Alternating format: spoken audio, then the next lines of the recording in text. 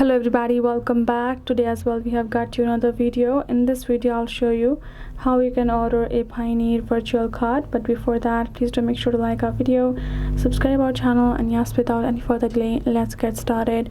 So what you're gonna be doing over here is simply gonna go ahead and watch the video till the end so I can explain you the ways. So you can see how to order a Payoneer card. So it will depending on your location. You will be able to order a card during the application process, right? So simply for you to order a card from your online account, what you're gonna do is simply gonna go and sign into your Payoneer from your website, or you can do it from your card from your app.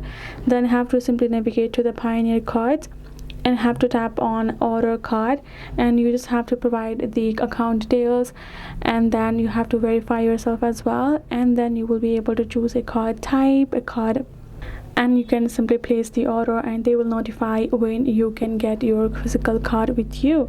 Once you have got yourself a physical card, you can choose to add that card to any of your digital wallets, where you will be able to use it as a virtual card, including in your app itself. Once you have done that, you will be able to have an access to a virtual card on Payoneer. So hope this video helped. Thank you so much for watching. I'll see you guys in our next video.